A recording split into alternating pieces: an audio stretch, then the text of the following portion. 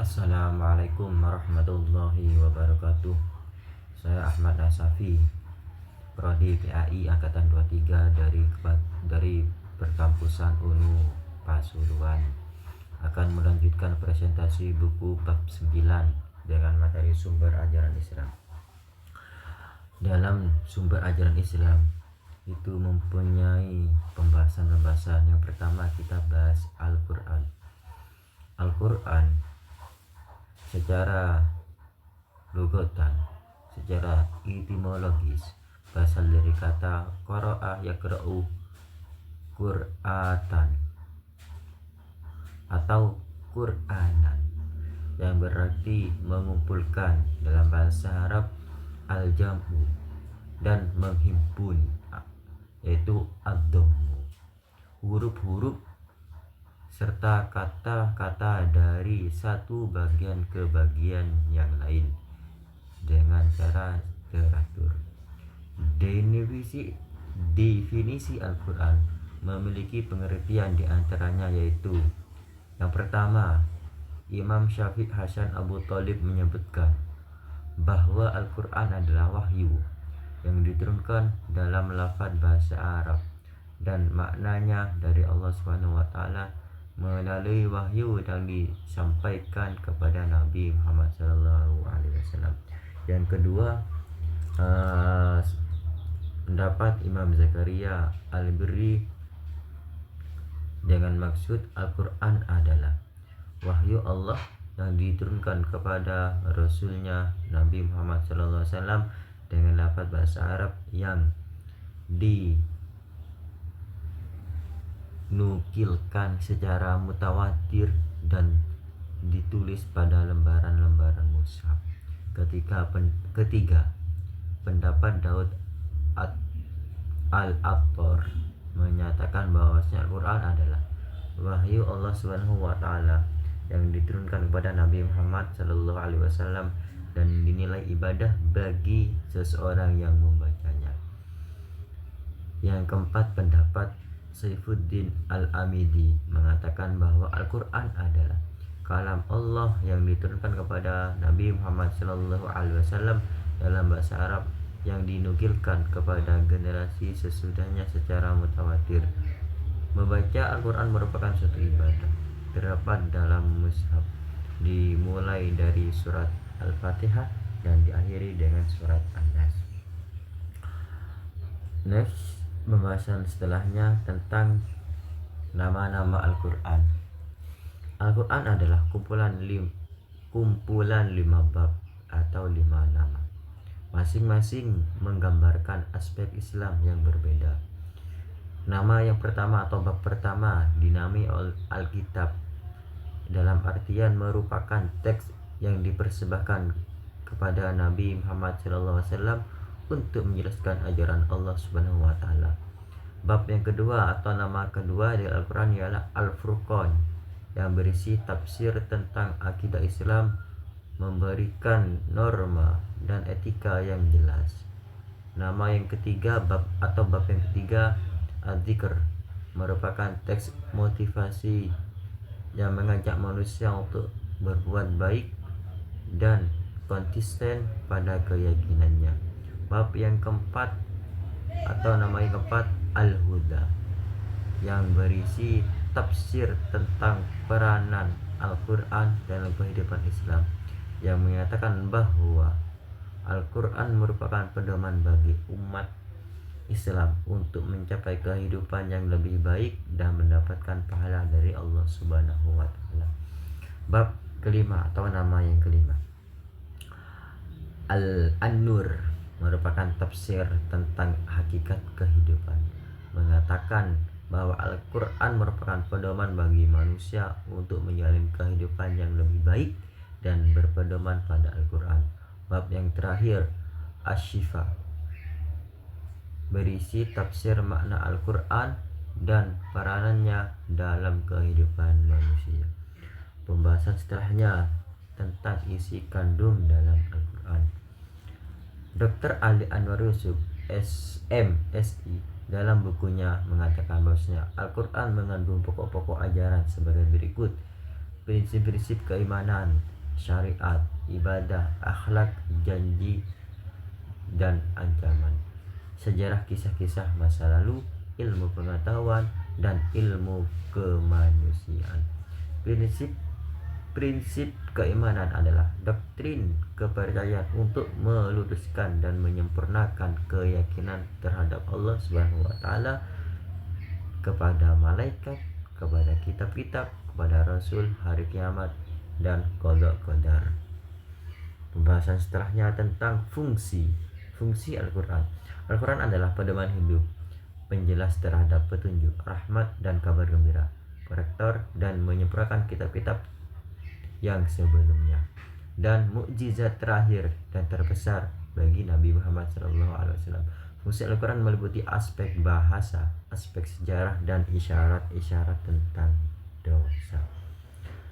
Bukti-bukti otentitas Al-Quran. Al-Quran adalah landasan dan pegangan hidup bagi seorang muslim sebagai konsekuensi dari syahadat. Kitab ini mengandung hal-hal pokok dalam agama Islam, berbagai akidah, syariat maupun akhlak. Selama berabad-abad, umat Islam berusaha melaborasi kandungan Al-Quran. Al-Quran memperkenalkan dirinya dengan berbagai ciri dan sifat, yang merupakan kitab yang kontentikannya dijamin oleh Allah. Muhammad Hussein At-Tabatabai mengatakan bahwa Al-Quran begitu jelas dan terbuka.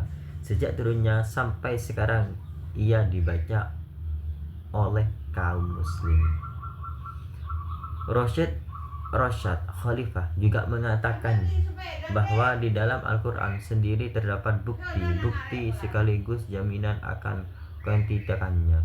Umat Islam sepakat bahwa sekumpulan wahyu Allah yang diturunkan kepada Nabi Muhammad SAW, kontentikan Al-Quran dapat dibuktikan dari kehati-hatian para sahabat Nabi memelihara sebelum ia dibukukan dan dikumpulkan.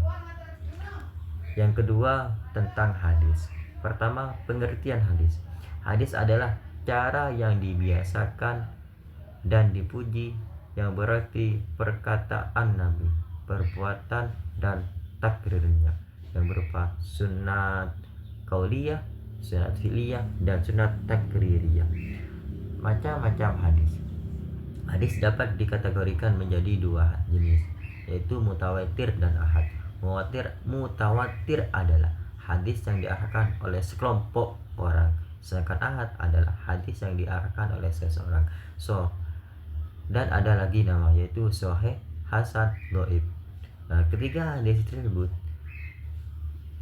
setiap jenis memiliki arti dan tujuannya masing-masing. Kedudukan hadis dalam syariat Islam. Hadis merupakan sumber ajaran Islam setelah Al-Quran, yang menempati kedudukan dan keharusan mengikuti Al-Quran bagi umat Islam, yang merupakan perintah dan larangannya. Al-Quran merupakan dasar hukum pertama yang di dalamnya berisi garis-garis besar syariat. Hadis menjadi asas peraturan undangan setelah Al-Quran, sebagaimana dijelaskan oleh Dr. Yusuf Al-Qadawi.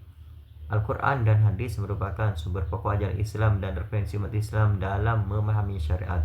Kedudukan hadis sebagai sumber hukum diperkuat pula dengan kenyataan bahwa Al-Quran hanya memberikan garis-garis besar dan petunjuk-petunjuk umum yang memerlukan penjelasan dan rincian lebih lanjut untuk dapat dilaksanakan dalam kehidupan manusia. Keabsahan hadis sebagai sumber kedua secara logika dapat diterima. Kehujatan hadis. Hujjah hadis adalah keadaan hadis yang wajib dijadikan hujjah atau dasar hukum, dalam kurung ad-dalil asyari, dan Al-Quran disebabkan dalil-dalil syariat yang menunjukkannya. Kehujatan hadis sebagai dalil syara telah ditetapkan berdasarkan dalil-dalil qat'i yang menuturkan tentang kenabian Nabi Muhammad SAW. Keabsahan hadis sebagai dalil juga menyatakan bahwa beliau Nabi Muhammad SAW tidak menyampaikan sesuatu dalam konteks syariat kecuali berdasarkan wahyu yang telah diwahyukan. Hadis adalah dalil syariat, tak ubahnya dengan Al-Quran. Bukankah Allah telah berfirman di dalam Al-Quran dan hadis, baik ia menjelaskan Al-Quran atau menetapkan sesuatu yang hukum, umat Islam wajib mentaatinya. Tentang pengertian ketiga, pengertian ijtihad. Yang pertama Al-Quran, yang kedua yaitu hadis, yang ketiga ijtihad. Tentang pengertian ijtihad. Ijtihad berasal dari istilah jahada, mengacu pada upaya yang dilakukan oleh seorang muslim untuk menegakkan hukum Islam. Ini melibatkan kombinasi tokoh dan berani. Menurut usul fikih, ijtihad meliputi pemeriksaan tokoh dan berat seseorang muslim untuk menentukan status suatu hukum. Pengertian ijtihad meliputi seorang muslim hukum yang menyangkut amali dalam kurung fur'iyah, hukum dan hukum berdasarkan status donni.